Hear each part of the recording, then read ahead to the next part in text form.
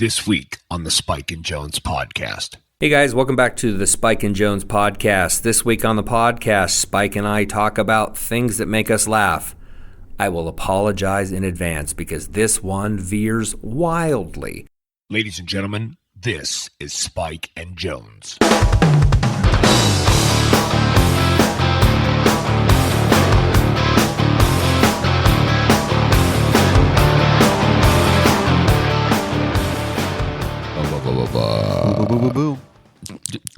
Thank you.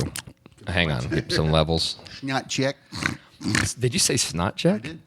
Gross. I think every time I come in here, I just sigh. Because it's a happy place, or you dread this one more week No, of this garbage? no, I really like it. Are you putting in your hours? Is that what this is? Are you paying off some debt to society?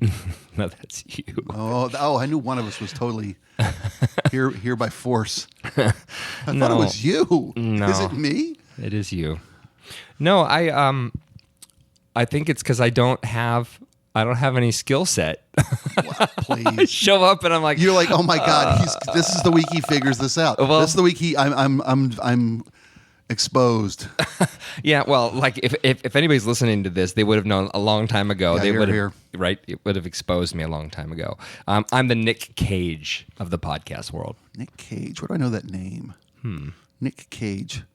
Not Nicolas Cage. You don't know him that well to call him Nick. No, actually, that was who I was referring to. Is it Nick Cage?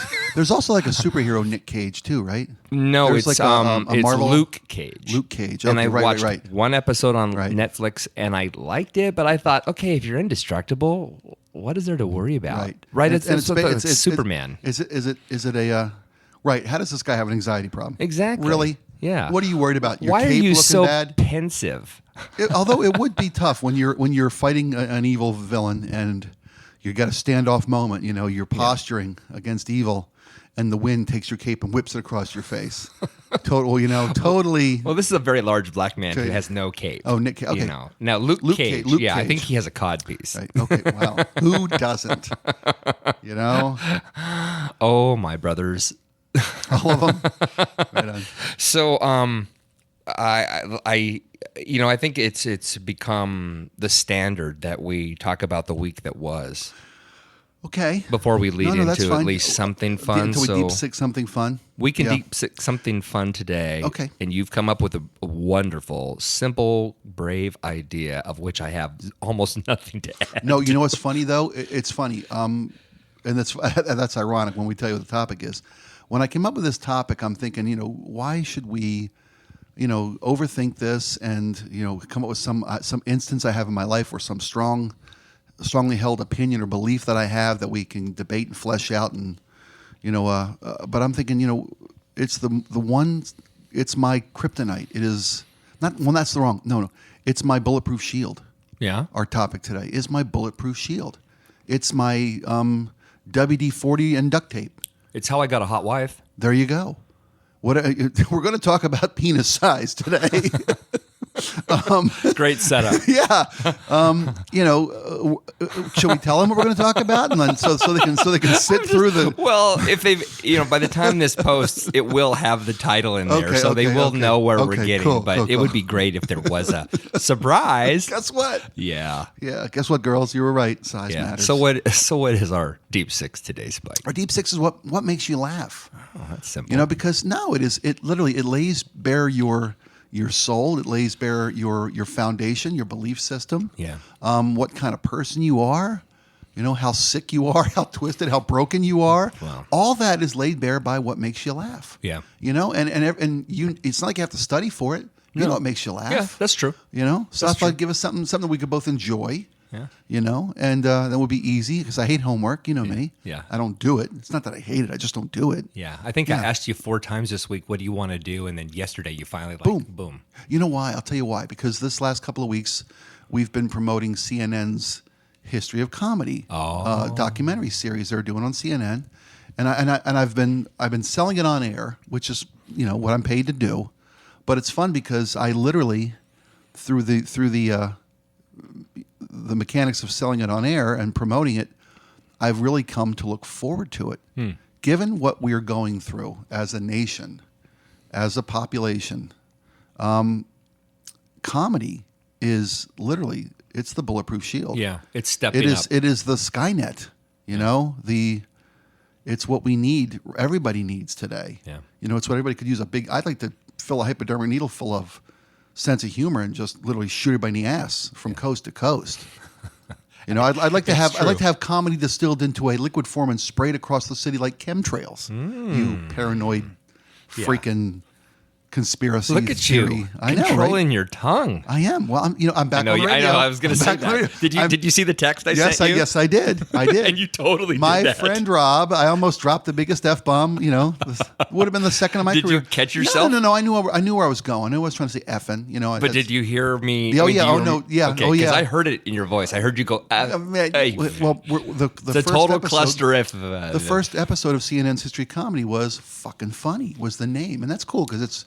Really? I haven't seen it. It was just aired when this podcast airs. It'll be in the rearview mirror, but it literally just aired last night. Was the first episode, and they sent me no advance copies. CNN's got an 8-week, and they better pay for this freaking podcast since we're putting them so hard. An 8-week series on the history of comedy, and the first one was comedians who pushed the boundaries. Okay, You know, George Carlin, Pryor, Joan Rivers. Really? Yeah, Joan Rivers. I tell you what, Joan Rivers is the most filthy comedian I've ever seen live. Really? Filthy. Wow. The most politically incorrect comedian I've ever seen. I've seen a lot of great comedians live. Don Rickles. Well, yeah. Does not know what fucking century this is.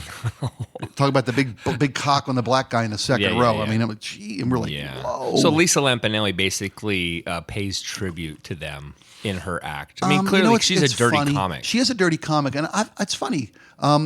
We can go right past the week that was. That'd be nice for a change. Yeah. I mean, we can dissect. You know, we've only got 90 minutes. And to look at the, I'm thinking about doing a daily Trump update, and just play the tape from Caddyshack from Judge Smales. Well, what's this buffoon done now? You know, this is a friend of mine on the East Coast does this bit called Trump's Up. Oh, okay. And whatever the first tweet of the day is, no matter what they're doing in their show, a bell goes off and an alarm. Whoop, Trump's up. Oh, wow. You know, and they read the first tweet of the day. Oh, that's great. I think that's weird. It won't work for us because, you know, it's wrong coast and blah, blah, blah. And, you know, yeah. And sometimes it happens before their show starts because it's 3 a.m. and he's on the golden crapper he had installed in the West Wing. Sad period, yeah. This is a sad period, ironically enough. Yeah. You know, this week in American history it's funny. It's an avalanche. It literally is. It's too much, and it's organized. It's intentional. The model that they're going, the execution plan they're using is an avalanche that we cannot keep up with. Yeah. And it's intentional. Well, yeah. They took an apolitical guy like myself and made him frustrated and pissed. And I mean, it's the most engaged, politically engaged period, I think, in my lifetime, easily. And we were alive in the late 60s. Maybe when Nixon was being impeached, I would say that was a pretty political era. It was, but this is. It was one thing when an administration, we were, and it's hard for us to gauge how involved our parents were, but it permeated all of comedy. You know, remember the Missing White House tapes from National Lampoon? Yeah. I had that record when I was like 10, 11 years old, 12 years old. I was listening to National Lampoon's Missing White House tapes. Yeah. You know. And they were doing Sesame Street parodies about the Nixon administration. So, you know, it was everywhere. And it was, I mean, a president was brought down through criminal intent. Yeah. The difference now is that nobody seems to give a shit. The difference now is his base doesn't care. Clearly by the election results, his base doesn't care that he's a pathological lying, sociopathically narcissistic. Right. Mentally deficient, if not enabled or inadequate. I mean, the guy's mentally ill. The guy is fucking. Most great people are to a degree, but this guy's mentally ill. He's not well. He's too thin-skinned. He has no. I would call him a child. Button. I would call him. Well, I would call a 7-year-old adult. Yeah. Who's a child mentally ill. Okay. I don't mean that in a pejorative. I mean I'm using it in the most generic table description I can use. Sure, no, I get it. You're not just being an ultra liberal. I'm not. You're actually looking at him with a concerned citizen who thinks here's a guy who doesn't want to learn, probably because he can't. Right. And he's faced his entire life of not being. And he's had the means to overcome all of his shortcomings.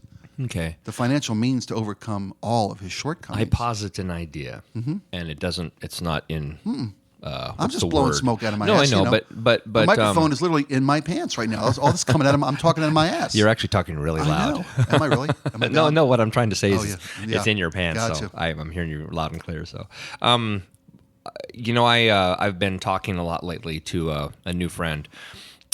His name is Dr. Ken Barrett, and he lives in Snohomish County, and he's a really, really smart guy. Doesn't necessarily favor any political leaning, but he can explain this pretty well with a very simple statement, and it talks about the idea that as a child, and again, I mean, please understand, I am not a psychologist or sociologist. He posits the idea that until we are roughly the age 5 and 6, that virtually everything we learn, right? You know this. We're sponges when we're children. Yeah, absolutely. And the idea is that by the time you're, say, 6, you're sort of like the subconscious mind gets shut down quite a bit by the conscious mind now that you're far more aware of your surroundings. You're capable in a way that you aren't as a child when you just take things in, right? You just take stuff in. You can engage and interact more past the age of 5. Right. Yeah, and absolutely. so what happens is your brain, in a sense, gets capped. Like there's a ceiling that goes over your subconscious mind, and it seals it in. And those things are who you are, that you've become. And so it makes sense that a guy like Trump or anybody like Trump who grew up in a very, very, unique environment or fairly unique environment, right? Wealth, the whole silver spoon, at the same time, a hate-filled father, right? Right, and of the product. You get where I'm going with the this. The product of his era. Right. So and he's well-to-do, programmed, bigoted, right? Yeah. And people would say this. So here's the thing: there's an awful lot of people out there. I grew up in a very conservative home, although I would say that I think I'm a pretty good example of being. You saw this last night too. I'm a straight down the middle moderate. I'm a Charlie Brown political, right? I don't really lean too far to the right or to the left. I'm definitely right leaning, but I totally see left opinions, and I agree with some of them. They would say a guy like me is actually dangerous because I believe in a creator. They would say I'm mentally ill. And I have friends. I mean, no, but I have friends who I know absolutely despise that faith, that they despise it. Now, whether they've grown up in a world that they literally just don't believe it for whatever, or they hate it because it puts a spotlight on them. The idea of atheists actually do believe, they just don't believe in God, but they believe in not believing in God. If you get what I'm saying, follow you. Is that they are so angry that I purport this opinion with me saying that I feel this way. I'm not trying to put it on anybody, but that doesn't mean I shouldn't stop sharing my opinions and my faith, etc. But I'm somehow a bad guy for, again, it's extremism. No, I hear but you, I'm a bad guy for feeling the way I feel, and it makes me sad. The thing when I went on Facebook last night and actually typed what I typed, and then seeing some moderate responses, and then just freaking chaos. I mean, this morning 250 posts, all 180 sweeps constantly. Sure, you suck, no, you suck, no, you suck. And so my whole answer with this, Spike, and I'll stop, is that I really feel like what conservatives are doing now is what they felt, whether it's right or wrong, that the liberals did to them. In other words, like, oh, well, your guy did this, and he made us eat his, the ACA. Huge black veto pen. Right. Yeah. They made him... His huge throbbing black veto pen. Right. I hear you. They made him eat all of his morals and ethics and his laws, and meanwhile, Clinton is being found to be, or I should say thought to be, breaking the law, even though it could never prove it, all those things with the pizza parlor, all these things. So what happens is now they've got this conservative or whatever Trump is in office, and they're basically saying what's good for the goose is good for the gander. In other words, hey, it's our turn. You know what? If you imprison Hillary, then maybe we'll stop. But until then, we're gonna screw you guys over because they screwed us over. It's just we're just getting back at you. So it's justification. Absolutely. That's okay. I mean, it was a really long way of no. putting it. No. That's it's and I understand the perspective. I completely But it's dismiss wrong. it. Yeah, I dismiss it wholeheartedly. Yeah. The and it's the false equivalencies. When I see one more person post, all politicians are garbage. Yeah. You know, that's the toxic environment you have to create for a truly corrupt and garbage political move to succeed. You have to pee in the pool to convince everybody that that they're all like this. Peeing in the pool makes me laugh. You know, it does. It's Caddyshack. Duty, here it is. No big deal. And he pops the Snickers or the Baby Ruth. It's a Baby Ruth. Yeah. And he scrapes it up. Floater. Is that what they said? Duties. No, It's Spalding. Yeah, Duties. duties. That's what it is. Yes, right. Hey, thanks a lot. Duties. I want this entire pool scrubbed, sanitized, and disinfected. And he scrapes it. Here it is. No big deal. Gives you the sniff. Takes you a bite. You love that movie. I know that movie, every note, every word, verbatim. We used to turn. This week's Deep Six is What Makes You Laugh. Yes. And in the summer of 1980, we were living at the beach. I may have told you this story. My brother and I were living at the beach with a couple other guys in an apartment, 2-bedroom apartment, 43rd Street, Ocean City, Maryland, right on Coastal Highway, block and a half from the beach. Working day jobs, working night, I was a dishwasher that summer, I believe. And we would every afternoon, grab a case of Peel's Real Draft for $5 a case. I don't know what that is. That's the worst beer ever put into a can. It's almost an affront to aluminum. Oh, I thought it was root beer. Peel's Real Draft. $5 a case. So like worse than at the Schaefer. At the 45th Street Party Mark. Oh my God, Schaefer. If we could afford Schaefer. Schaefer's the low and brow. Yeah. Wow. So we'd have a case of Peel's Real Draft and a few tasty bingers, and we would watch Caddyshack. Yeah. And because my brother bought one of those laser disc players, great moments in poor electronic investments. Hey, I was a laser disc owner. Well, they were at the time those big platter cutting disc laser you know why? discs. Why? Because I wanted to have something nobody else had. Well, yeah. And people would come over to my house and go, "Oh my God!" And I'd be like, "I know." We had my brother bought one laser disc, right? The Shack, extremely expensive. Caddyshack, and we watched it every day. Every day. Wow. Until it got to the point where we could turn the sound down and just do the lines ourselves. Every line.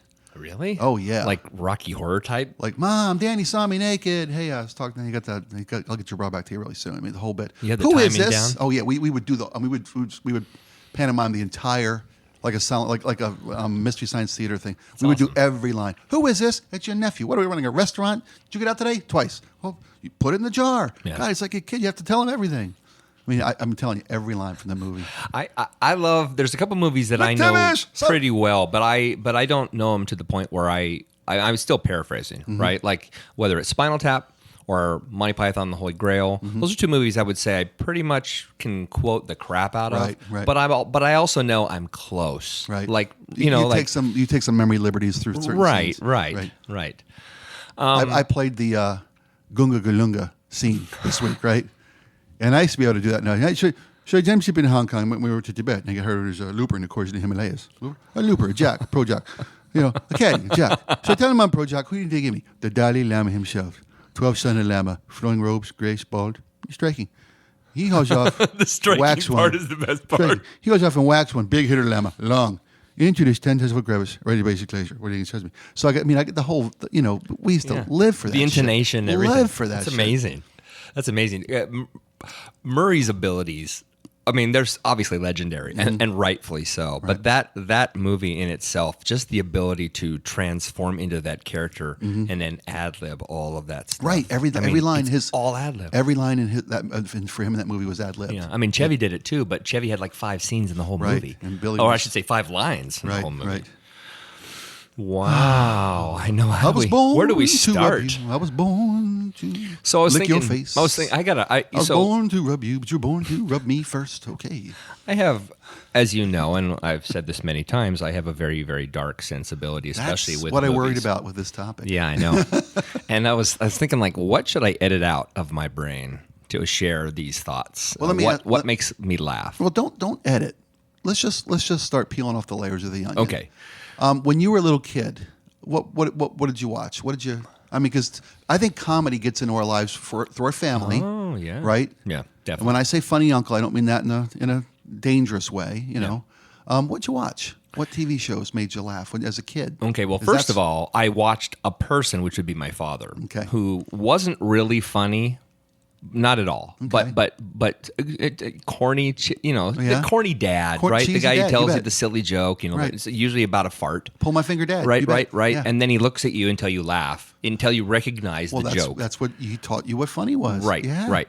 TV shows, this sounds crazy. I was almost forbidden from TV until I was probably 10. It was that whole we got to watch the Waltons. We got to watch Little House on the Prairie. Wow. Yeah. Comedy masterpieces I know, there, buddy. But my parents did let me watch Happy Days. Okay. So my first memory of an actual funny TV show would either be Petticoat Junction. I love Petticoat Junction, man. You bet. Hogan's Heroes. Hogan's Heroes was brilliant. Obviously, Gilligan's Island. Clearly, yeah. So Gilligan's Island probably formulated the most, but Happy Days Sherman was the one Schwartz, that combined goofy comedy with what I believe to be real life events, right? Okay. Families really. Sure. Well, and the American situational comedy, the sitcom, that is. Yeah. That was everybody. First it was the Patty Duke Show. Yeah. Right? Yeah. Father Knows Best. Yeah. But they're all sitcoms. Yeah. You know, Danny Thomas, Marlo Thomas, My Girl, you know? What happened to your chair? It leans too far back. Oh, okay. That chair's going to put me to sleep. And I longed for the 50s, and I was 8. I longed for Americana because these shows were teaching me something I didn't have an experience with. I was like, oh my God, it was awesome back then. I remember thinking that. People who long for the 50s just elected a president, so don't feel bad about doing that. Seriously. This time that never was. Yeah. But Little Rascals? I loved Little Our Rascals. Gang? Three Stooges? I didn't Slapstick? Nope, never watched it. Never saw it or didn't like it or didn't watch it? Well, eventually I saw some of it, but I've never seen Duck Soup. I mean, all these things I've never Marx seen. Brothers? Marx Brothers, Three Stooges. I mean, I struggle with the names. Yeah, Harpo, Zeppo. It's funny. I was trying to think of what I liked as a little kid, and you just mentioning those names, the Stooges. Yeah. Big, of course. The Little Rascals, not the one they remade in the 80s, the real one. 94, by the way. Right. Was it 94? I didn't care enough to know the year. 94, really? 94. I mean, I'm talking the real alfalfa, buckwheat. Okay. Yeah. Buckwheat. Buckwheat. Yeah. Hey, alfalfa. hey, Panky. I mean, you bet, man. Yeah, alfalfa and Darla. Darla, the little hottie potty. Little hot 8-year-old. Yep. I was 10. I was like, oh man, Darla's fine. Spanky, buckwheat. Yeah, that's the stuff I watched. But see, my family, not my family, I should say, but my grandmother, when we were watching Happy Days, there was a period of time in the summer of maybe 75, 76. We went to my grandmother's house. I'll never forget this as long as I live. She wouldn't let us watch Happy Days when we showed up at her house. For the summer, we were spending maybe 3 weeks at her house. And you missed a couple of Happy Days. And she wouldn't let my cousins and I watch Happy Days. Why? Because she thought Fonzie's thumb up was a middle finger. Really? She thought that was that was what it was in basically saying, subversively. Right. He was flipping off America. The establishment. Yeah, right. yeah. Good for you. Take this, Eisenhower. Exactly. Yeah. So she wouldn't let us. And I remember we were driving down Meridian once, and I watched kids go by, and I was like, "Hey, throw on my thumb," and she pulled over the side and spanked me. Wow. Yeah. So I was like, I'm afraid to laugh. Oh my God, you poor boy. This is probably the first time my mom's heard this. Wow, that's funny. Mom was mean to me. No, grandma was great, but she had some really messed up perceptions. Interesting. Yeah. So again, let's go back to the darkness. I'm not going to lead into this. We'll have fun today, but I find dark, edgy, deeply sarcastic humor, the greatest comedy in the world. Sure. I mean, I love dark comedy. So, for example, we talked about David Lynch movies. I know you don't like them, but one of my favorite scenes in a David Lynch movie is when they're talking about beer, of all things. Okay. In Blue Velvet, when the main bad guy, Frank Booth, asks Kyle MacLachlan's character, what beer does he want? And he goes, well, do you have any Heineken?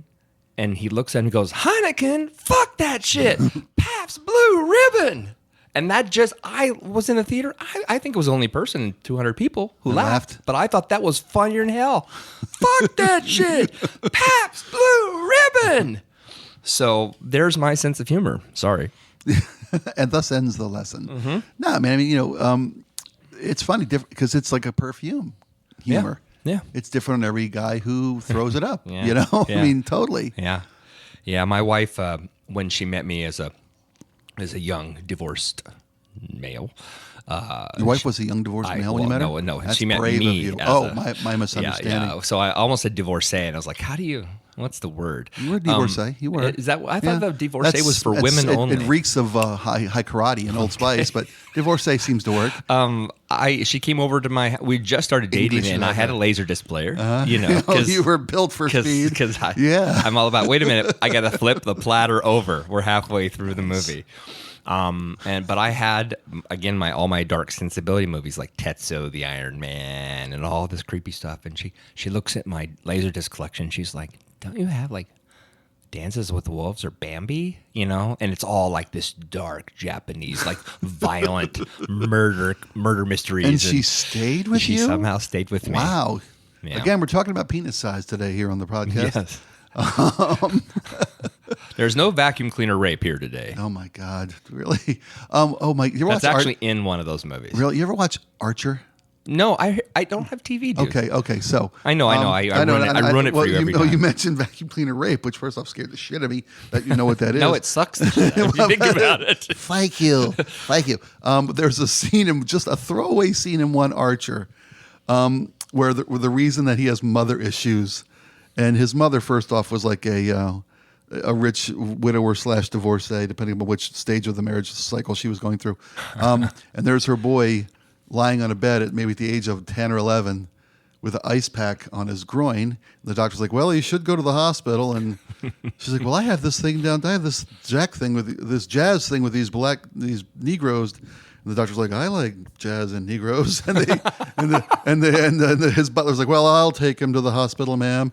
And on the floor is a vacuum cleaner. And on the end of the suction hose is like Senior Winches. It's lipstick and eyes. Terrible. But I'm like, oh my God! And this is a throwaway. And how in many Archer. people didn't even see notice that? it? Didn't even see Right. that. But that Which is, shit's funny. Hello, and Hello, I would like to talk to you. Why wouldn't you put eyelashes Yeah. on that? I am if very hungry. Would you come give on. me a sausage? I mean, right? I mean, I'm like, oh my God. Oh. Did you laugh in the theater when that scene? It's because now this may be our last podcast ever because I'm running screaming from this room. Yeah, you probably. Dark senses of humor are cool. Everybody's got one. No, they're more cruel than they are cool. Okay, it's like you like watching tsunami films. Doesn't mean you're like you do. Okay, wait a you minute. do. I'm not no, I misrepresenting do like it. you. I don't embrace it. No, I'm There not you saying. go. Did I say you embraced it? Did I say it's your credo? It's your mantra? But I found that video after we talked Shut last up. week. And it's So- called "Children of."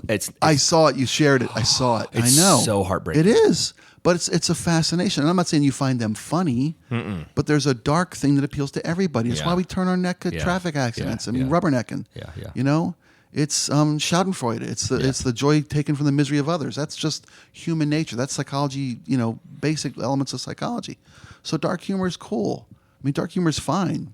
Don't build a foundation on it, but it's just Sure. it's a spice in the stew. Yeah. You know. Yeah. It's funny. My comedic tastes or my what makes me laugh, I think, is so all over the map. I can appreciate good humor, intellectual humor, whether it be dark or juvenile or whatever, crass, tasteless. I get it. I mean, I laugh at most all comedians. I don't like comedians who shock just for the sake of shock. It took me a long time to come around to people like Lisa Lampinelli, who you mentioned earlier. Right. Anthony Jeselnik. Yeah, I like him, but he's crass. But I'm going to just single out He's women. mean. He is mean. Really, truly mean. And it's no, And he it's- means it, too, And I'm it's no telling you. coincidence that he and Amy Schumer are a couple. Yeah, absolutely. She's another one Yeah. that just will just say dirty words for the sake of shock. Yeah. And I guess it's misogynistic of me. Yeah. At the base level to say that why does a woman have to do that to be funny? Yeah. I mean, there are brilliant female comedians who aren't just Sarah Silverman, Amy Schumer, Lisa Lampinelli. But Sarah Silverman is funny, dude. I think. I But think she's awesome. she's grown on me. Initially, I thought she was just a hack shock comedian. Yeah. When Bill Maher did his first real-time episode, when that show started, they were working through what the format would be. Right. He was going to have a comedian come out every week and do like a 3, 4, 5 minute stand-up set right, to cap off his show because he's a comedian by nature and he's doing the, it was after Politically Incorrect with Bill Maher, and it was real time. HBO, so he could do whatever the hell he wanted to. And Sarah Silverman was his first comedian guest because they're great friends and he loves her work. And like I said, she's grown on me. But, her first joke was like, Nazis are so cute when they're little. Why do they have to grow up? And that's funny, but I'm like, really? Fucking really? And you're laughing. See? Okay, so different strokes for different folks. It is funny, but it's just for the sake of shock, right? I don't know if it's for the sake of shock. I think it's just, it's definitely a lot of, you're not saying it. It's so smarter I than will say it was smarter than I came up saying. I mean, it's smart. That's smart funny, but shockingly But smart I think funny. that's why I like it. Because I recognize that I'm smart about this much, right? I mean, like I'm smart about like two things in the whole world, Okay. and everything else I'm just sucking my thumb all day. Comfortably dumb? Yeah. I'm an idiot. So when somebody like that comes up with such a unique way of View, putting it, a if you unique will, spin, right? right, That's right. why I do like the Anthony Jeselniks of the world. I'm not a Schumer fan at all, although there are times she said something funny, and I admit to watching the movie with her, Right. the last one, Trainwreck, yeah. and I laughed a ton. Right. She really she's got a take on life that Yeah. that is funny. Yeah. But when she's up there talking about her, I'm blah, just blah, not blah. into like a constant reminder Right, of beating you look over at the me head being with- dirty about right. my vagina, Right. all just day. beating you over the head with This is me being a feminist. Here's Right. my vagina. Right, Kink. You know what I mean? right. I'm like, I mean, seriously? Okay. Empowerment with a question mark? Sure. I mean, that's cool. I get it. So you asked me the question. So what informed you, Spike? Where did things start for you? Comedically? Yeah. I guess through television, through the pioneers of television comedy, Carl Reiner, Dick Van Dyke. Yeah.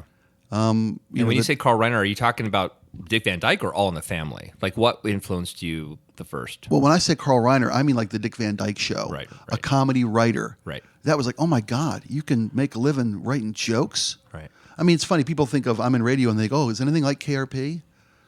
No. Yeah, and yes. Right. It's a caricature of radio. Yeah. A broad sweeping caricature of radio. The Dick Van Dyke Show. There's couples relationship humor. There's workplace humor. Yeah. There's an evil boss. There's his stooge. Yeah. That was the liaison between the writing staff of Maury Amsterdam, Rose Marie, and Dick Van Dyke. I mean, that's a comedy writing team. Right. Middle management suck ups. Right. I mean, it was all there for you. Which was almost live skit, right? Which the ineffectual middle management suck ups, with the high five and white failing guys. high five and white guys. You bet. Yeah. Yeah. I mean, I guess that kind of shit molded my comedic slant on life. Family humor through the Patty Duke Show or whatever it might be. Father Knows Best. I mean, I watched Hogan's Heroes. I loved Hogan's Heroes. Who didn't? F Troop. Right. Petticoat Junction. Petticoat Junction was a spinoff of what? Green Acres. Green Acres. Well played, my friend. You control the board. Yeah. Nice. Right. I'm telling you. Yeah.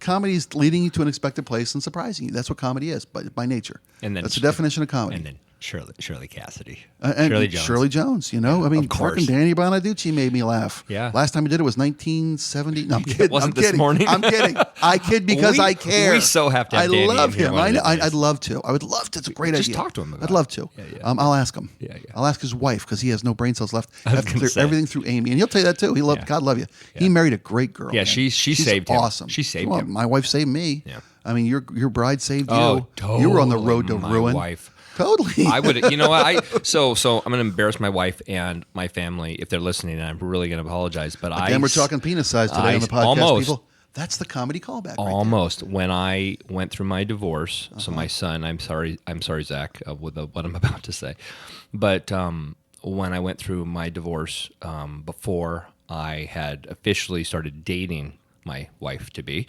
there was a 6-month lull of no physical activity of any kind, right? Okay. And I remember telling one of my friends, I was in a band at the time, my guitar player, and he said, "What are you going to do now that you're divorced?" And I'm like, and I was serious as a heart attack. I mean, if I could have afforded it, I would have done it. I said, I think I'm going to go to Japan because I have a clear proclivity towards really Asian-looking women, culture. etc. Yeah, well, and the culture itself, yeah. And yellow fever all the way. Just where's the tsetse flies? Soy toy. And I know. And I said, I think I'm just going to go to Japan and get into the porn industry. Like one, like I could, Right, and, right, you know, right. and two, like what, sign up for the Yakuza? I mean, that's who runs it over there. Yeah. But I was like, I'm gonna live the rest of my life debauched. I'm just gonna go become I a found drug addict, love and porn commitment really star. aren't working out for me. Right. I'm gonna try the other. Screw it all. See how the other half lives. Yeah, if you got the custody of the kids, fine. They'll be great. I'm gonna get laid. If they want to see me, they can rent the video. Yeah, and then I met Tomoko, and sorry, I just name dropped you, baby. And yeah, she wiped that slate clean As for it me, should be. and You bet. she made me That's a how- better man. that's She how it's supposed to challenged happen. me. Good. Yeah. I would like to think I somehow added some value to her life. And you stepped up. Yeah, Sure. You and bet. then and then we did the right thing. We waited for 10 years before we had children, so we had a chance to be a couple, and Nice. you know what I mean. It was all Yeah, that, yeah. And granted, we raised my older children, Mm-hmm. and she took on. I mean, she took on a very, very. I mean, I can't imagine it. To be fair, I can't imagine. She took on a very, very difficult role, maybe an impossible role, and she made it possible. Cool. So I adore her. Swing for the fences. She's badass, and Nice. she's gorgeous. Nice. Yeah. So back to comedy. I love. This is Spinal Tap. Yeah. And the reason I love it is because coming from the music business, I recognize that even though it's a caricature, it is exactly the way it is. People really do act as though Nigel Tufnell did backstage, Absolutely. wondering why they can't fold the bread. Well, Right? The Just- little just the bread scene idiocies. is just the greatest. But I keep it's, folding it, Right. but you shouldn't fold it. But if I keep folding it, it's the greatest. right? You know? The- Do you remember the what's it called? Oh, where he's playing. He's got Marty. What's Marty's last name? Fufner. Marty Fufner. Is that what it is? Wait. Who's making Paul- the documentary? Rob Reiner's character. Oh my gosh! that All of him? a sudden, I've Dibergi, Right. Marty Dibergi. Marty Dibergi. He's playing the piano piece for him, and it's Artie beautiful. Fufner, so I'm thinking of Paul. He's playing the piano piece for him. D minor, it's the most depressing Yeah. chord. Yeah. The saddest of all keys. The saddest of all keys. D minor. People, it would actually make you weep when you hear it. It's really a departure More for you of a guys. mock Right. piece. What do you call that? Lick my love pump. Yeah. You know, it's a Great. part of a trilogy. Lick my Yeah. love And pump. that cuts. And it's awesome. Right, the beauty of the documentary style. If you watch that movie, now that you've seen it more than once, you'll see. Of course, most people do know that it's with the exception of a few lines, it is an ad-libbed movie. Right. You know, some stuff was pre-written, and then they ad-libbed around those. They have a ideas. skeletal art Yes. framework of what Yes. they want the storyline to be. But those record reviews that Marty Dibergi's character does, you know, is like there's only 2-word review, and that's shit sandwich. Right. Shark Like, sandwich, you can't more like print that. shit sandwich. Yeah, you can't print that. And you watch them snicker because they're trying so hard not to laugh on camera. I love that movie so much. Because it takes what you know, Yeah. and it gives you the unexpected, but it's all humor is rooted in truth. Yes. All humor that's successful, I think, has to have some root Yes. in truth. Yeah. You know, and I love all that whole genre that Christopher Guest the does. mockumentary. The mockumentary Yeah. genre, and All of I his mean, movies are great. whether it's Best of Show, which I think is just I think that's brilliant. his best. Best of Show. Yeah, yeah. It's hard to put Spinal Tap behind anything. Oh no, but Spinal Tap is the Well, no, it's the penultimate. It is. Yeah, it is. Yeah. But Best of Show, Yeah. A Mighty Wind, you know, Waiting for Guffman. Those are all just brilliant. And they Mascots wasn't good. They by that was the way. last one they just did. Not Mascots. good. Okay, I haven't seen it. Now I know why. Really? It's like a They C just- minus. Really? Yeah, it has like 3 or 4 funny scenes. It's just you can clearly tell they're trying. Yeah. They're trying. That's not It knowing- didn't not have that knowing when the circus natural is over. feel. I mean, Best in Show is brilliant. Best of Show is just freaking fantastic. Waiting for Guffman is brilliant. Those are great movies. Even A Mighty Wind is Yeah, great. yeah, fun stuff. You know, but you know, Spinal Tap. You know, this last week I've gone through and watched all these great comedy clips, trying to find live comedy pieces to put on the air to promote the CNN series History Right. Comedy. Again, where's my residual? CNN. And I'm watching like Pryor, and I'm watching Carlin, and I'm watching There's a reason they're legends. Stephen Wright. I mean, you know, and I don't know what it is about everything Will Ferrell does. Just drops me. I love him. Oh, I thought you were going to tell me you hate him. No, there's nothing he can't do. I'd watch that guy go to the bathroom, and I'd laugh. I would. I mean, remember when? What show was he on? He came out like and did he presented an award or something. I forget what show it was. I know which one you're talking about. And He drops the reward. No, drops the award. that was the Mark Twain Award. And then he does a whole bit about taking care of this in a place of honor. If my kids touch it, I'll beat them. That's how much I appreciate this award. As he's holding the pieces. He literally takes the Mark Twain Award and it falls off the podium and the head breaks off. He sets it up there and sets the broken head on Mark Twain's broken shoulders and talks about how he's going to care for this beautiful award. It's genius. Brilliant. It is. And he did it without telling them he was going to do it. Was it pre-planned to break it? He planned to Yes, he pre-planned to break it, but he didn't tell the producers. Oh my God, and that is the real award. It was genius. It was just brilliant. Genius. Yeah. But I'm thinking about the one where he brings his 3 kids with him. I haven't seen that. He gave some award show and he comes out in like a t-shirt and cargo shorts and sandals, and his 2 kids are with him. And he's like, they called me on the way over. Somebody canceled, so I just swung by to present this award. And he's yelling at his kids, like, because they're interrupting. Right. That's his style, though. Get off the lawn! He's presenting Yeah. this major. There's nothing that guy can do that I don't laugh at. Yeah. I played a scene. I was trying to play the scene from Wedding Crashers, the Meatloaf. Oh, Mama! Meatloaf! I played the scene. And it's like, I'm playing like funerals. Yeah, really. yeah. He's like, death is nature's strongest aphrodisiac. You can look it up. I mean, it's so true, though. It's just fucking genius. I love it. There's nothing I don't love it. And I'm trying to find a place to put that Wedding Crashers scene, and just going through clips of Will Ferrell, I found like an Anchorman 2 scene. I haven't seen that. I started to watch it and I was like, Anchorman, the first Anchorman was genius. It's genius. It's great. In Anchorman 2, he's got his kids there, right? And he and Greasy and Applegate have gotten married and they've got kids. Right. And he starts yelling at his kids. He's like, what do you want to be when you grow up? And he's like, the kid's like, an astronaut or a cow. You'll be none of those things. Lower your standards. Fry cook. Lower your standards. Prison guard. Maybe you'll be a late guy at a porn shoot. That means you'll hold a flashlight while adults do things. I mean, I'm in tears. I'm in my office in tears watching this guy. It's his just deadpan delivery of this completely absurd and unexpected stuff. That makes me laugh. I love Will Ferrell. Yeah, I like his comedy routine with the cat, the balls, the cat toys, the cat toy tester. I don't think I've ever seen it. He did it for his audition for SNL. Really? And then he did it with Vince Vaughn as a skit on SNL. It's awesome. I haven't seen it. Watch the skit. Just type Vince Vaughn, Will Ferrell, cat. And it's mind-blowing. Did you see Funny or Die when his landlord came over to get the rent? Yeah. The original his with daughter, Pearl? His Pearl, yeah. Yeah. I want my fucking money. Yeah, oh my God, man. Now that's Adam's daughter. That's Adam's daughter, right? Yes. Adam McKay's daughter. Yes. Right. Oh my God. Yeah, Pearl, that's great. She's like, like, why 2? are you so mean to me? It's just, oh my God. Yeah, it's great stuff. Sells it. He sells it all so well. Yeah. He's a really, really, really, truly. He's the new Robin Williams. That's how I see him.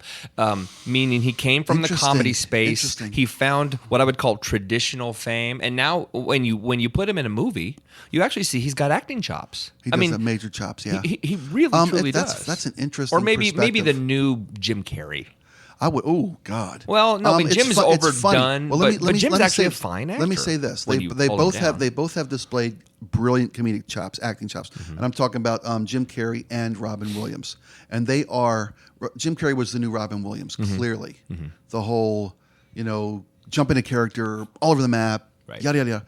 I don't see Will Ferrell as that become another person type comedian like Carrey does, like Williams did. Yeah, that's fair. I know what. He's more the Tom Hanks. He's a Tom Hanks comedian. Interesting. Yeah, I a can little see more that. middle of the road, but has an edge to him. Sorry for interrupting. No. I like it. We're just batting. We're batting the cat ball around. I have to watch that video. It's great. Jim Carrey overdid it and didn't and beat. It broke my heart when I went to go see Robin Williams live. We got to go. He was doing a show at the Showbox downtown, right by Pike Place Market. Okay. The Showbox Market. And they came in, and it was like this very special. Couldn't get tickets. Bob Rivers and I managed to squeeze a couple tickets out of somebody, and we're in this thing to watch Robin Williams at the fucking Showbox. Fucking Robin Williams. Wow. At the Showbox. And he did the same tired Russian accent. Really? This accent, preacher accent, evangel. He did the same shtick. I've seen him do 100 times on the Tonight Show. Right. And the first 99 times I saw it, I loved every second of it because, I mean, I'm sitting here bad-mouthing Robin Williams, and you should step back because a lightning bolt will come from the sky to kill me. Right. How dare I? But from Robin Williams. From the Lord Almighty himself, who put Robin Williams here for my enjoyment. Yeah. And I'm an ungrateful sumbitch bad-mouthing Robin Williams. But I just watched him do the same things over and over as a comedian. Yeah. And then he went and did things like Good Will Hunting. And the serious roles he played. Yeah. What was it? 24 Hour what was the instant photo? Oh, 1 hour photo. 1 hour photo. Jeez. Jesus, I know, right? We both made the same face and went, Jesus. That's a dark talk movie, about man. a guy with chops. Yeah. What was the movie he made with Al Pacino? Insomnia. Oh, Insomnia, where he was a killer. Oh, sorry. 20-year spoiler warning. Fuck you. Yeah, if you haven't seen it in 20 years, it's fuck a great you. movie. Although the original's better. Watch Robin Williams. What was it? Japanese? It's Insomnia. Okay. It's made in Norway. Oh, okay. Well, I think I've mentioned this to you before once. Chris Rock was like, "How do you come up with all these movies?" He goes, "I go to rent foreign movies and I make them with black people." Yeah. Four Rings in a Funeral, or whatever. Yep. He's done it a million times. Yep. But Robin Williams in Insomnia was genius. He's, just he scary, played really flat but scary flat. Scary flat. Terrifying. Yeah. Amazing chops. And Jim Carrey in what was it? Of a Something Mind. What was that? And I saw it. Something Mind. Something of Dangerous Mind. It was Jim Carrey and Kate Winslet was in it. Eternal Sunshine. Eternal Sunshine of the Spotless Mind. Yeah. It's great. That's a 5-star movie. Absolutely. A true 5-star his ass movie. off. Yeah. I don't know if I could see Will Ferrell doing a serious, dramatic role like that. Maybe he's done two of them that I've seen. I can't remember either movie, but I want to say one is. There's your sign. I shouldn't say. One's. I want to call it like Nothing in Common. But that's Tom Hanks. I get it with Jackie Gleason. But he did a movie not too long ago. It's the one that I'm thinking of with Will Ferrell. Oh crap. With the period, the writing thing, where the writing one. He wrote That's the one, and it was who was her name? Emma Thompson. Emma Thompson's right? in it, and she's writing a book, and his life starts becoming. Yeah, I saw that one. That's too. great, but there's comedic elements. There's comedic elements to that, and he's trying to play a straight guy in a comedy-based role. I didn't like Robin Williams in Good Morning Vietnam. I couldn't stand it. I like the movie. I can't stand his performance. He's the reason I'm in radio. Actually, okay, let me put it this way. I couldn't stand his comedic performance. I liked the movie when he wasn't on the radio. When he was doing his when he was just doing morning morning zoo radio. Oh God, I hated those moments. That movie is the reason I'm in radio. I'm so sorry. I've ever told you that? No, dude. It was It was the spring of '89, right? Spring of '89, and I've told you a story about how I met Bob and I got burned out selling cars. Yeah. And I was tending bartending for girls and selling cars, all those girls, burning the candle at both ends. I was a man whore, total piece of shit, and selling drugs on the side. So I was like, had too much money. You're selling pot, right? No. Wait, nope. Statute of limitations here. Whatever. I had a snow shoveling business. Oh, okay. Wow. Really? Which in the summer months really brought in a lot of money. Were you playing a lot of pool with those 8 balls? No, I never was a pool guy. Anywho, I had mastered the. Wait a minute. Did you just sneak one in when you said anywho? Anywho, yeah. Did you sneak one in? No. What do you mean? What is that? Horse. H. No. Really? No. I thought you snuck one in, and I was like, dude, you're badass. No. Okay. No. I was okay. I was tending bar and at a place. I worked for a bookie, for God's sake. I've told you this before. On Sunday nights, on Sunday nights, we're at a bar where draft beers are 50 cents. Right. And we had a jar of hard-boiled eggs there you could buy. Right? I had a sign in the window that said "Whole chicken dinner is 25 cents." Wow. People come in and I'd give them a whole like, "That's a whole chicken in there." I'm not lying to you. That's comedy, right? Whole chicken dinner. I get it. So anyway, I'm tending bar at this place, and I was the home of a $101 Budweiser. If you get me, That's great. Somebody go Budweiser, and as I gave them their change, it'd be something extra in my handshake. Wow. Anywho, I was I'm burning out on tending bar and selling cars and just getting tired. I'm working both jobs and playing every night. I'm up till morning every night watching the sun come up. And I'm just killing myself. And we watched Good Morning Vietnam. And I'm thinking, God, I'd love to do that. And I mentioned to Bob Rivers' old partner, Stoney, I want to try radio. I'd like to try doing what you do. And they said, you'd be good at this. You should try it. 2 weeks later, I was moving to Seattle and changed my life. You interned first, though. I interned and they were like, wow, I you're interned awesome. for 3 days, and they hired me. You're a writer. You're on staff. And we're leaving town. Will you come with us? After 3 days. Well, you have, I mean, dude, you just have the thing. I lucked out. Right place, right time. Yeah, but you have and, the thing. And preparation, when preparation meets opportunity, that's the definition of luck. Yeah. Okay, I had prepared by watching every comedy movie and learning Caddyshack verbatim and all those things, you know. And so Robin Williams in Good Morning Vietnam was the pinnacle of his ability to freelance and jump into characters and jump out of characters and flesh out and audio illustration. It's funny because when I was with Bob, we're trying to what our show's roles were. I was an audio illustrator. We would have a concept, and I would start making voices and make this. What if this? And I'd start doing voices and playing this scene out in my head on the air. Very much like Robin Williams did in Good Morning Vietnam. No wonder your radio shows are so good and our podcasts are so bad. We never talk Trump on my radio show. That's true. They're not bad. These aren't bad. Are they bad? No. I don't know. I don't think they're bad. I listen to them either. every once in a while. I listen. The truth is, I'm a narcissist, right? So when I listen to them, I mean, I'm editing them, doing all that stuff, and I laugh. I laugh at my own jokes because I'm that guy, right? Well, yeah. But I get to moments where I do what I'm doing right now, which is I just go like, stop. Oh, just you're talking? Just bad. Like I'm not. I just don't think I'm interesting or funny in this regard. I think I'm good in a small group setting where we're having maybe a vodka cranberry and we're just hanging out. I might be funny then. Okay. But this to me feels desperation funny. Like I know I dig it. I totally dig it. I love hanging out with you. You make me laugh, so it's great to just hang out. But I don't recognize myself as being remotely interesting. Well, okay. Well, it's unanimous then. Good. Okay. So back to Robin Williams and Good Morning Vietnam. That was to me that was the pinnacle of Robin Williams. And when I saw him 20 years later at the Showbox Soto, and Showbox Market, the Pike Place downtown.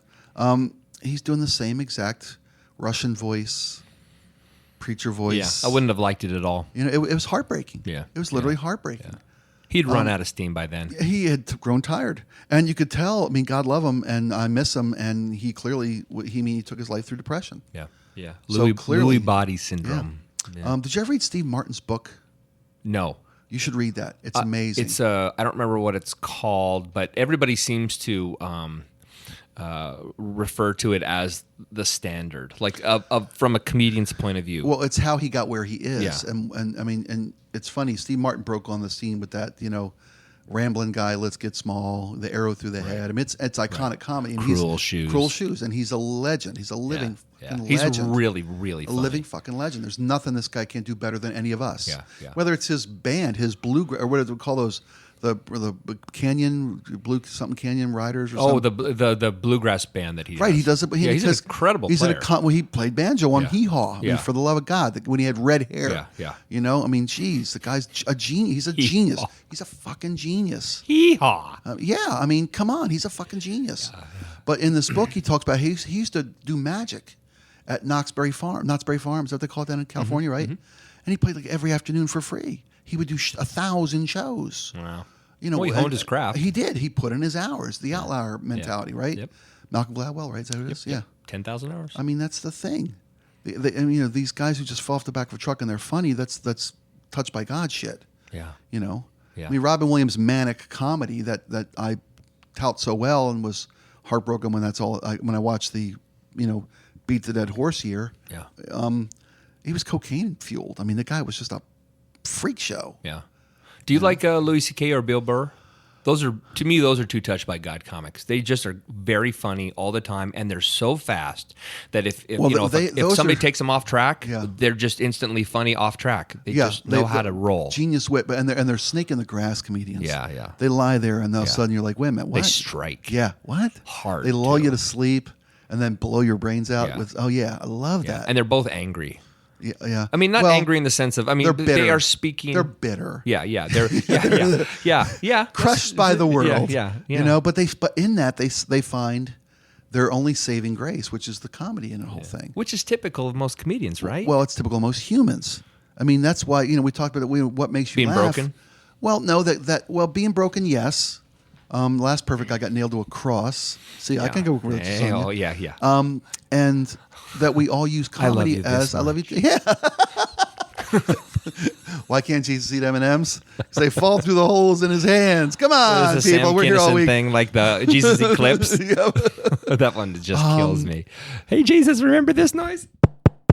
Oh my God! Wow, don't do that again. Don't you remember that? Yes. I'm sorry, but it is funny. The first time I saw Sam Kinison, right? That it's the move to where the food is. Yeah. Right? Yeah. You live in a fucking it's desert. It's the truth. Oh my God! It's and you're the like, truth. oh my God. Yeah. Genius. You live in the desert.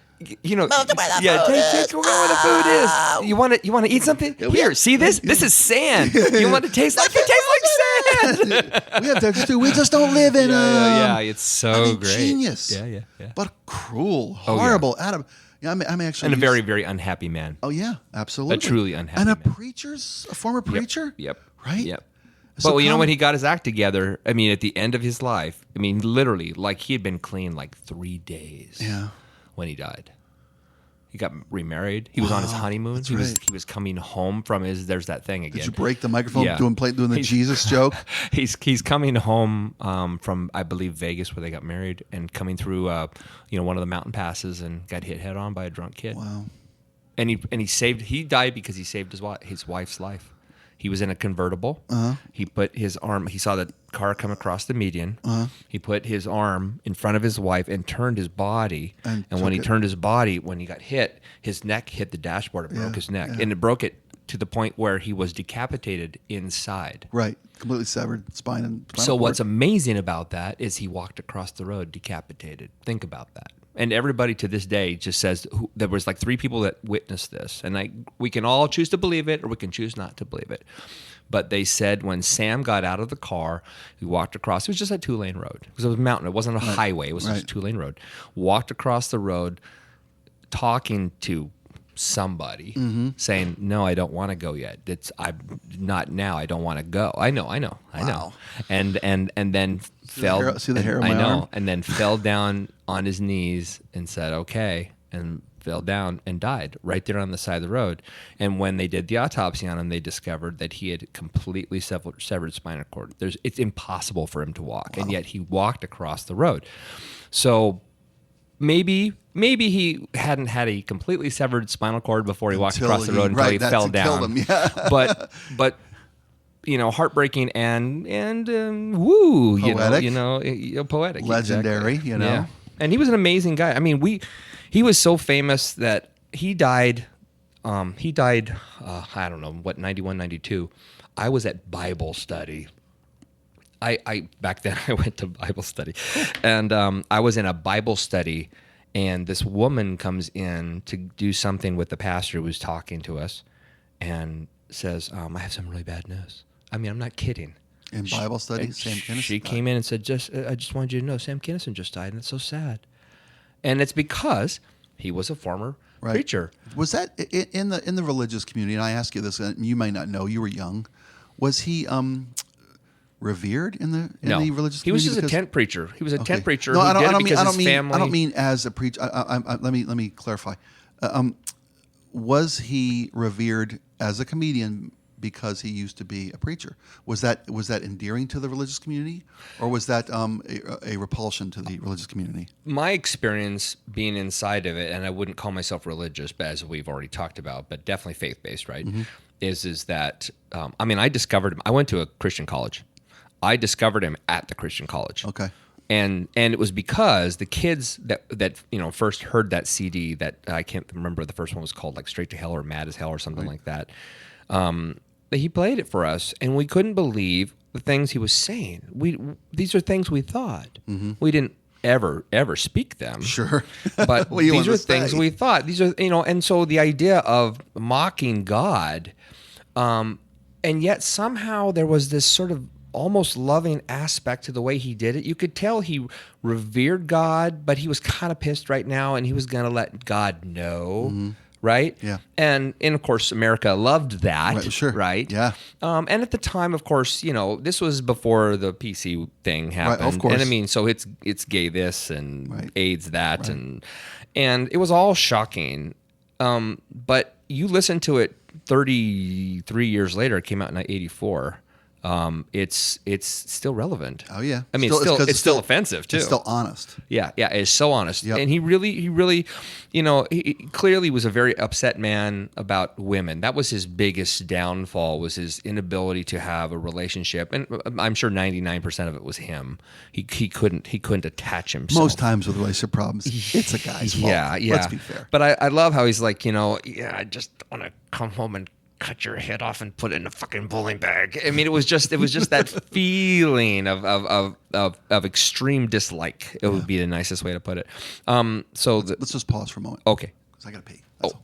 The Spike and Jones podcast is graciously sponsored by Justin Richards, founder and principal at Team Richards Realty Group in Bellevue, Washington. When the average agent you meet on the street sells fewer than 4 homes a year, experience matters. Justin and his team rely on more than 30 years combined experience, multiple financial market up and down swings, and hundreds of properties sold when advising their clients on their next sound investment or pricing a home for sale. Their goal is always very simple: achieve the best home price results in a time frame that suits your needs, all with the least amount of stress to you as a buyer or seller. For more information, visit teamrichardsrealty.com. That's TEAMRICHARDSREALTY.com, or call Justin Richards at 425-765-8088. And now, on with the podcast. It's funny that when I was doing the CNN thing this week, and I'm thinking about all the people who pushed the envelope of comedy, and I'm going back to the pioneers of comedy, I never thought of Sam. And that's such a natural fit for people who push the envelope of comedy. Sam especially Kinison. That one. What's it called? Fucking Funny. Wow. The very first one was fucking. Week 2 is going to be women. Huh. Somehow women are not comedians; they're comedians. Well, in other words, it's a sexualized. Aren't they all actors now? Instead, they're not Exactly. actresses, but are they still comedians? They're not just comedians. But they still have a best actress category, even though they're actors. As well, they should. Because you ask more and different things. Depending on the role. But if you combine them, who's the greatest female comedian of all time? Of all time, yeah. In my opinion, yeah. Oh my goodness, Goldie Hawn. Really? I love Goldie Hawn. Would have been top 10 for me. Really? And you're that's a justified pick. I could argue it with you. I mean, for Goldie all day long. Yeah. It's mostly because of Lucille Ball would probably be the other one. Lucille Ball is probably one of them. But the reason Goldie Hawn for me, because I've never seen. I don't think she's ever done stand up, but she's just a really funny actress. Oh my God, her on Laugh-In? Yeah. Yeah, I mean, yeah, I love her. I mean, Overboard is like one of my favorite things. One of the greatest time. movies ever made. Yeah. I love. And it has Overboard. it has my favorite line. Well, my second favorite line. My first favorite line actually is from Raising Arizona, which is "Son, you got a panty on your head." That is my favorite movie line of all time. I love it more than anything. You warthog you got from a hell. panty on your head. Just drive. It is when she first comes out of the boat, first comes out of the water, and Kurt Russell goes to see her in the hospital, and he tells her her life story, and he goes, when you grow up in Goober, Idaho, and she's like, Goober? I lived in Goober? Goober, Idaho. I love Goldie Hawn. Yeah. It's funny. Roseanne, who I can't stand her. I know, but I can appreciate her. Here's a woman who took her real life and just threw it up, got up on had the balls, and nobody thought it was real life. They thought it was just an act. No, but it was her life. That's what she was climbing out of. Yeah. Yeah. To become a comedian. Yeah. And knock the fucking world over. Yeah. And she was the biggest thing on television. Well, she owned. I'm sorry, I didn't mean to interrupt you. No. She's on what? She's on that new comedian special Rodney Dangerfield did with Sam Kinison. So when Rodney first introduced Sam Kinison to to the HBO world, at least, she's on there with him. It's the two new really badass comedians that nobody knows about yet. Yeah, I mean, God, Paula Poundstone's funny. I mean, it's old now, but in her day. Yeah. Ellen's funny as shit. I said Ellen is a lot funnier to me than Paul Poundstone. Well, I mean, and they came up. I mean, Rita Rudner was great in her day. I mean, they as you move through the comedic ranks, and then you get to people like Sarah Silverman, and you get to people like, Lisa Lampanelli, who had her moment, and now Amy Schumer. I think Tina Fey and Amy Poehler are fucking brilliant. Tina, to me, nowadays, Tina is probably the funniest. Well, she's the funniest writer. She's a great writer. I don't know if she's a great performer. I mean, I think she's gorgeous. Everybody else thinks she's ugly. Tina? I think Tina. No, she's got something. She's got a little something going on. Oh man, she's I know, right? so sexy to me. She's something because she's smart, and you know she's smart. She's so librarian hot. To me. Totally. Amy Poehler is. I mean, that is a dynamic duo. Oh, big time. Oh, that is. Baby Mama is so funny. Well, that's like Lewis and Martin. Those two together, they really are. Yeah. You know, Hillary Clinton, Sarah Palin, a bit with those two. Yeah. I mean, that's world class shit, man. Yeah, we're rocking and rolling, and we're communicating with people outside smoking on a bench. At least it's not the garbage guy today. Sorry. Because Lucille Ball, Mary Tyler Moore. Yeah, I know. Patty Duke. I mean, we're talking about going back then. It's not a generational thing because we're in the same generation. Gene Stapleton from All in the Family, man. I know who they all are, and I recognize they're all funny, but none of them spoke to me. Phyllis Diller? Nope, they were all too old to me. They didn't speak to me. That's true. Okay. Joan Rivers would be the one of those six. I recognize all their skills, especially White. Mary Tyler Moore. Right. But they were all. I mean, they all might as well be from. Famous because of Match Game. They just weren't like they were fringe to me. They were in the wrong part of my life. And again, a lot of it had to do with how I was sheltered as a child, where I didn't have access to this stuff. Right. My first access to anything remotely body was Benny Hill. Okay. And that was because I got to go over to Uncle Lloyd's house. Yeah. We never got to watch it at home, but he'd be like, I love burlesque. And I was like, I don't know what burlesque is, Yeah, I hear you. How about like Bette Midler? It's hilarious. I can, again, though, I mean, it's, you know what it is, dude? I think a lot of it, you're going to give me crap. We're going to go down politics again. They all are just super liberal comedians. Really? Every one of those are. You've named like 8 super liberal comedians. Women? All those women? They're all how do you know? What I would call feminists. How do you, how so? Feminist comedians.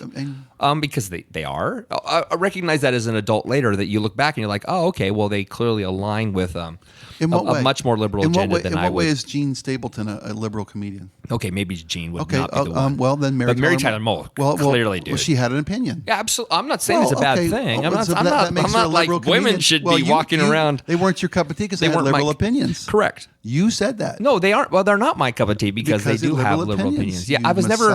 I could tell even when I was a kid. I was like, I know. I set you up like a. You did. Oh my God, it was beautiful. Oh, you did. I'm like a Titleist 8. No, it was beautiful. It's your body. It's your Titleist. Burlesque. Let's go. Madeline Kahn. I love Madeline Kahn. In Blazing Saddles.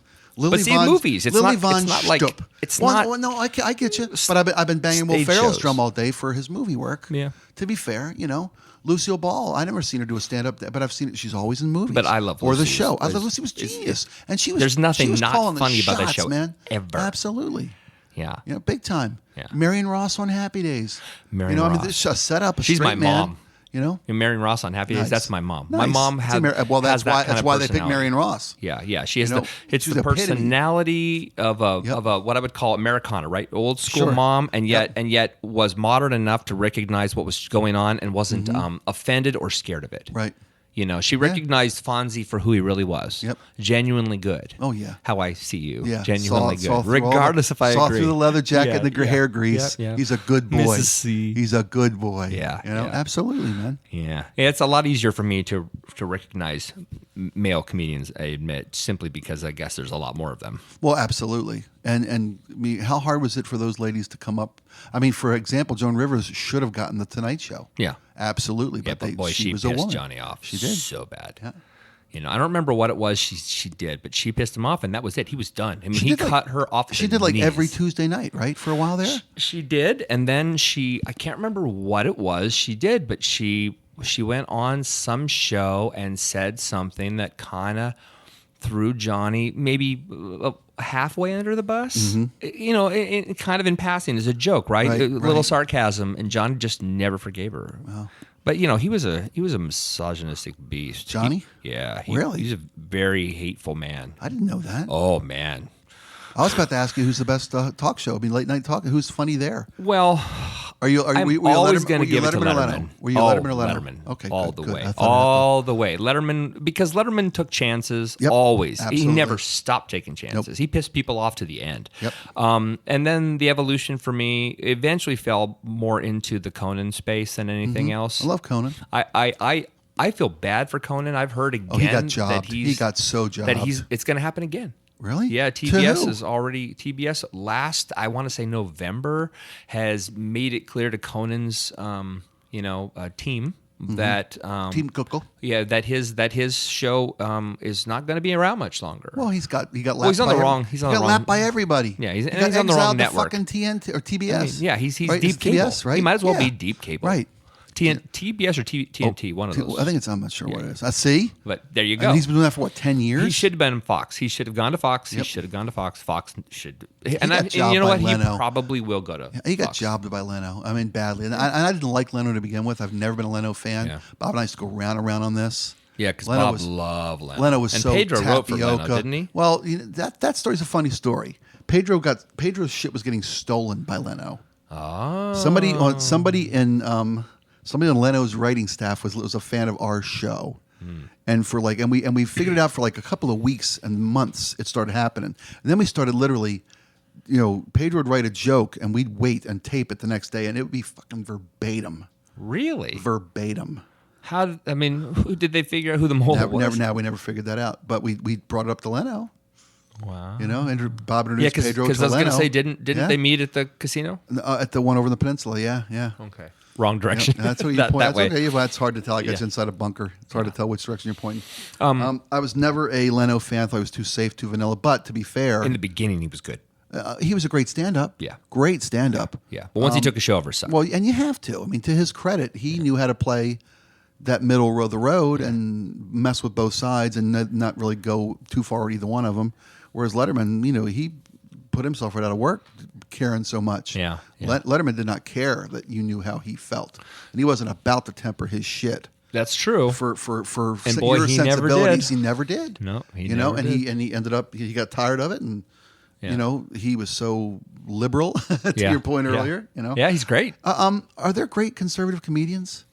Because I can't name one, to be honest with you. And I think Dennis Miller, he jumped into the Fox world. Yeah. And given Dennis Miller's comedic genius, Now we use the words brilliant and genius a lot. we do. Dennis Miller is A brilliant. genius. He's and a true brilliant. genius. Absolutely. And when he was like Saturday Night Live, when he was Weekend Update, I mean, Okay, we're gonna- Dennis Miller could say shit. You're like, holy crap! I Yeah. mean, he beat you. He'd slapstick you with a thesaurus. Yeah.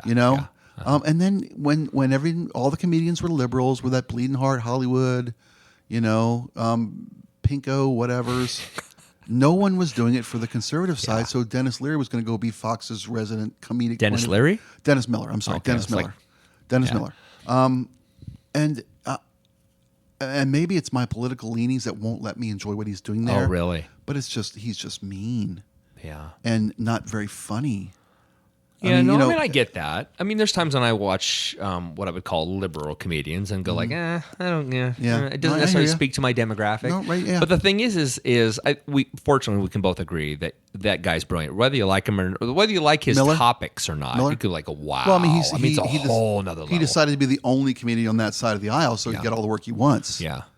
But I think that's natural. I mean, it's like the entertainment business in general. I mean, there's a reason Hollywood is so pro-liberal. I mean, Mm-hmm. it's because everybody in Hollywood is liberal. It's just kind of the way. There are exceptions, Mm-hmm. but it's really rare. I was shocked to find out Vince Vaughn is a staunch I conservative. couldn't believe it. I mean, shocked. Yeah. I mean, I get Chuck Norris. Well, yeah. I get Clint Eastwood. I never got Chuck Norris's Right. humor. The angry well, there's guys. That. Sure. I get it. And I get like the Chuck Hestons. I get the tough Yeah. guys. Yeah. I get it. Vince Vaughn, really? Yeah. I get Mel Gibson is a staunch conservative. Yeah. I get the hypocrisy of Well, his. what I was going to say is it because you see these guys as hate-filled? Because to me, I can be a conservative and not be hate-filled. I don't see conservatives as hate-filled at all. But these guys have become famous for being curmudgeons. They have. They're all. i.e. Clint, i.e. They're Mel. They're all curmudgeons.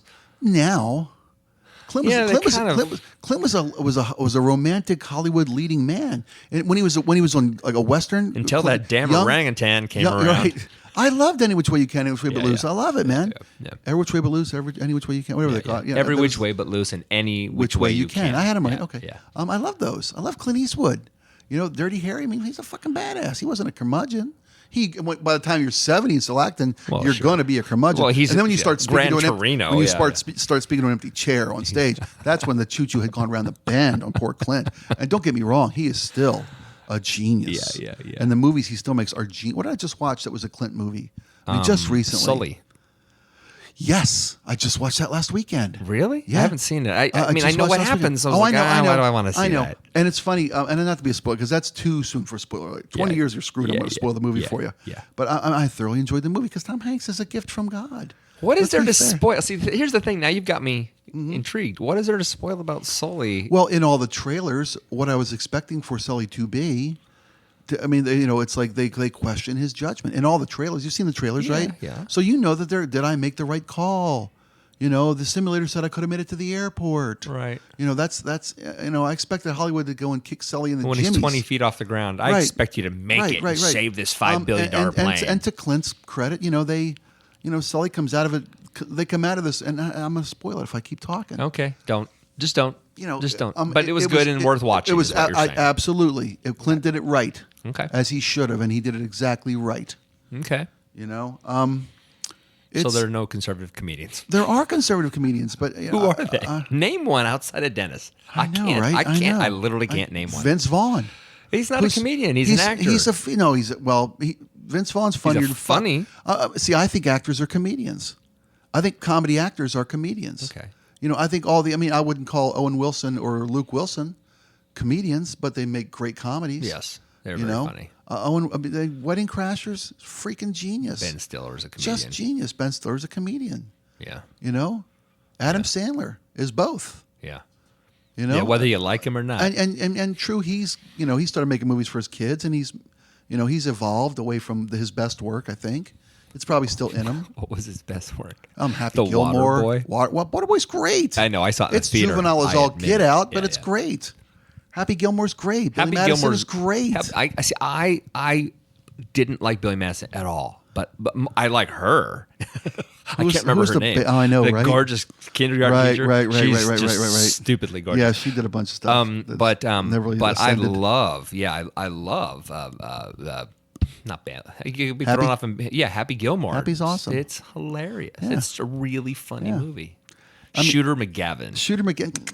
Yeah. Yeah. That's Mr. Gilmore's jacket. That makes me think I of love that Tin shit. Cup. I love Tin Cup. Yeah. Costner can do comedy. Yeah. But it's really dry. It's dry. It's Costner. Yeah. Yeah. Yeah. Tin Cup is great. Tin Cup might be one of the great golf movies ever made. Yeah. It's another one of those movies when it's on TV. I watch it no matter where it's at. Yeah. I know the ball's going to go into the water. Or 8 times, 10 times, right? Yeah. Shit. It's His your last 10th one, ball. boom. Yeah. Right? And he But it's an nails epic it. 10. Right. And no one's going to remember them. Who's going to forget the 10? Sorry, spoiler alert. It's been 20 years. You're screwed. Are you a Cheech and Chong fan growing up? I saw Up in Smoke at a drive-in in Tenasket. That's how you're supposed to see it. Attaboy. I saw it with your parents or stoned with friends? No, I saw it with my friends, and I wasn't stoned because I didn't know what stoned was. Gotcha. I was, 13, 14 when And it you came didn't know out. what stoned was? Well, oh my God, I lived in a world that a lot of people were stoned. You couldn't watch TV till you were 10. God forbid you go to pot by 13. Well, I could watch TV, but it was very, very Little House. managed. Yeah, it was very managed. You know. But 700 Club. That Pat Robertson is hilarious. Oh my God, the way he still thinks it's the 16th century. Yeah. Just a scream.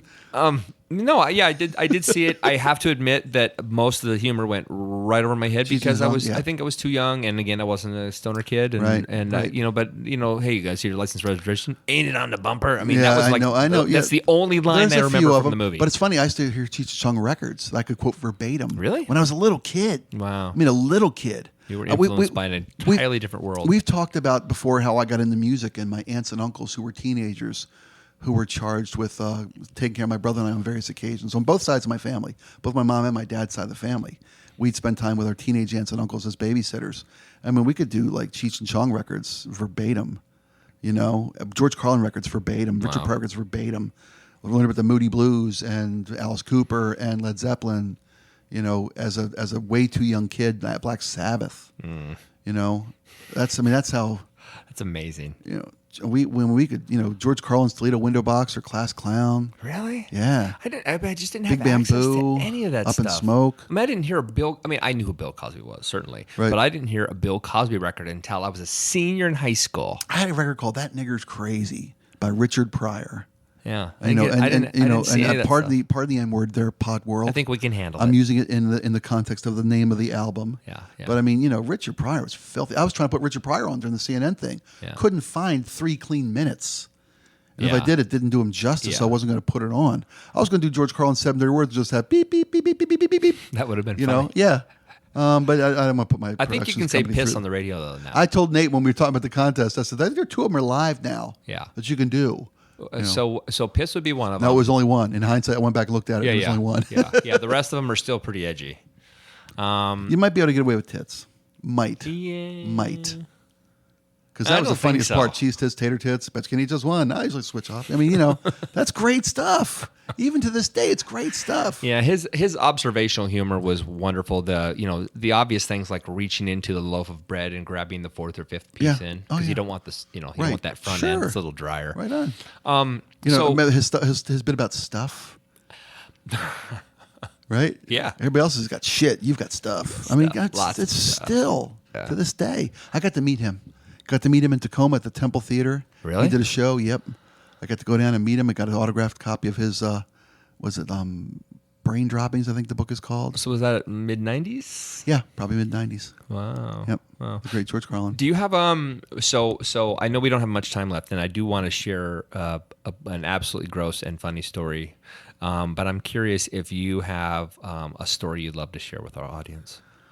A funny something funny that you do, like you do with your kids, or something crazy weird that happened to you.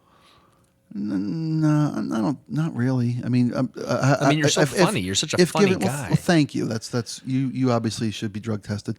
With this, we're prepping for this. I'm trying to think what makes me laugh. I can't think of what I do that makes other people laugh. I don't. Are you kidding me? No. I mean, I'm not saying that I can't make somebody laugh. Thank God. Hopefully, So are you an actor or a comedian? I'm neither. I'm a fucking bullshit artist. It's. I guess I'm a parrot. I'm a mirror of all the things I've seen and absorbed, and I try to find times to spit them back at people at the appropriate moment. I'm an aggregate. I'm a comedic aggregate service. Interesting. And I guess I've got the. You save the zingers. I guess I've got the ability to roll through my Rolodex or my file cabinets of shit I've seen and heard, and replay them or reuse them at an appropriate time. Second one is right. Yeah, there you go.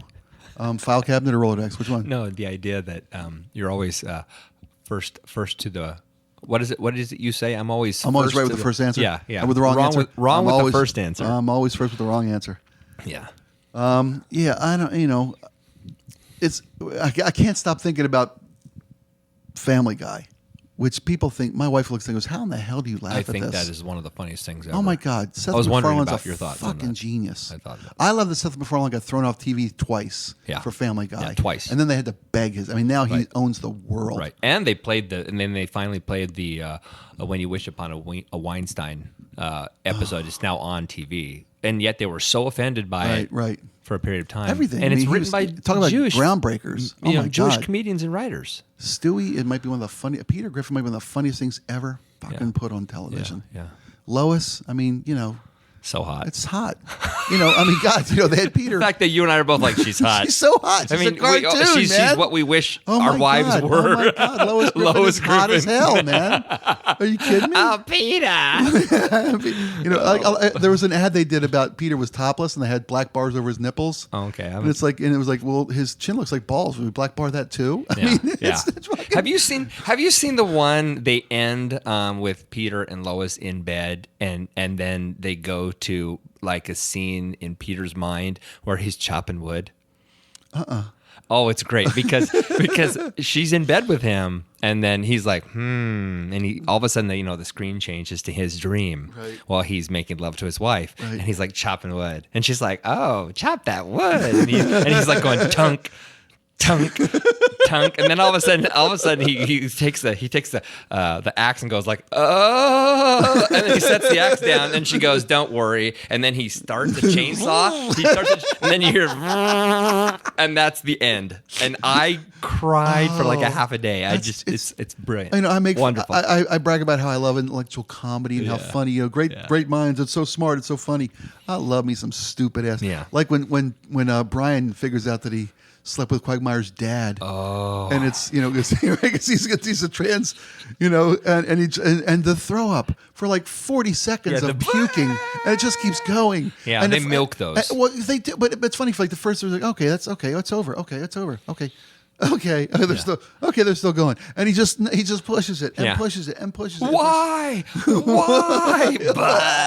Why? And it's like his eyes are watering. The puddle grows and grows. Yeah. It's a lake. I mean, the Ipecac contest where they're all throwing up on each other. I love it. We could go on that forever. Yeah. So what makes you laugh? Everything makes you laugh. If you're willing to just give it a chance. Yeah. Pull the stick out of your ass. You let your hair down.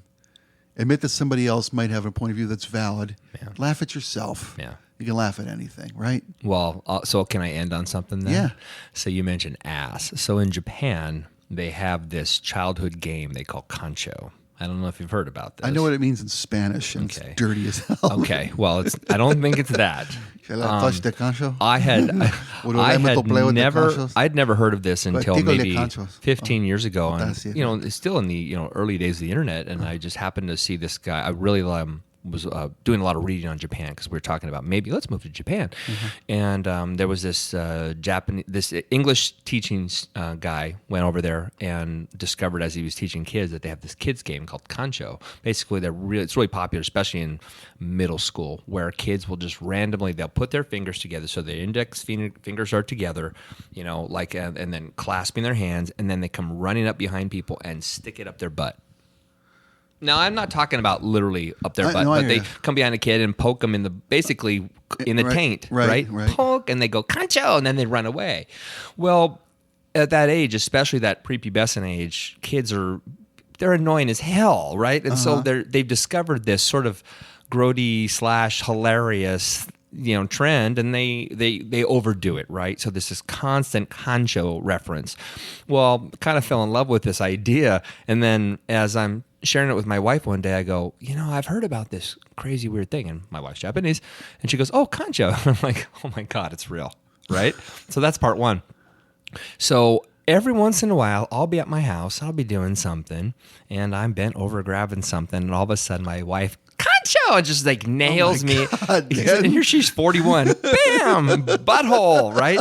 And I thought that was so, we laughed so much. So lately, for some crazy reason, it's evolved into a game I call Butthole. So this is what we do with the Jones residence. So people will stop listening immediately. I go into my bedroom, I take off my clothes, and I come out to the hallway. And I know my kids are in the living room, and they're all, it's 8:00 at night. We do this at the end of the day, almost every day. And they just think it's the greatest thing in the world. I back up really slow, and I just back my naked butt around the corner. And I go, butthole! And my kids come running, and they chase me around the house, and so I'm naked, running around the house. Well, now granted, I've got little kids. Okay, they're not like 15. So you trying to justify? I know they're 5 and 3. Okay, it's hilarious. But this is a sick thing you do. But the look on your face is you trying to backpedal to this is okay. Is what's funny. This is okay. So just keep telling yourself that's funny. Butthole, right? And then I go running. And all of a sudden I hear my twins like, right? They come running behind me, and every once in a while I stop and I back up really fast, and my kids' faces will bounce off my ass. And they keep doing it. So let's think of the generational progression of your family. I know. We started this by saying your dad was your pull my finger joke kind of dad, right? Yeah. And now your kids bounce off your naked ass with their face, and that's funny. Awesome. I love this job. Yeah. Good job. Thank you. I like what makes you laugh.